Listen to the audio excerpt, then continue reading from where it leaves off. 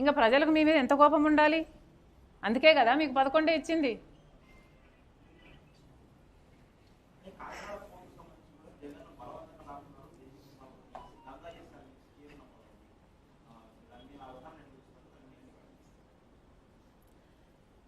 ఒక కాకినాడ పోర్టే కాదు, ఇప్పుడు వచ్చిన అలిగేషను కాకినాడ పోర్టులో జగన్మోహన్ రెడ్డి గారు ఆయన దగ్గర వాళ్ళు ఒత్తిడి చేసి ఆ షేర్స్ని రాపించుకున్నారు, తక్కువ ధరకే రాపించుకున్నారు అన్నది అలిగేషను.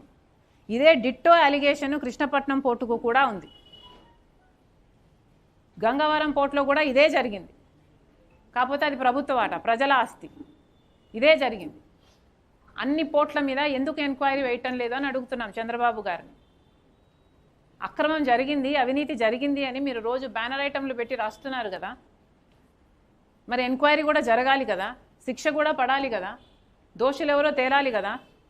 చేయండి, ఎంక్వైరీ వేయండి. అన్ని పోర్ట్ల మీద ఎంక్వైరీ వేయండి. గంగవరం మీద వేయండి, కృష్ణపట్నం మీద వేయండి, కాకినాడ పోర్టు మీద కూడా వేయండి.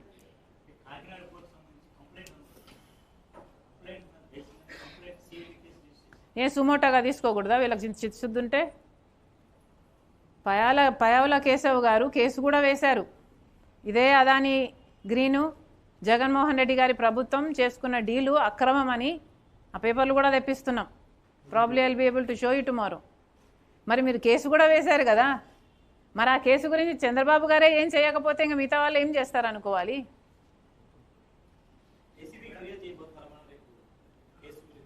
ఎస్,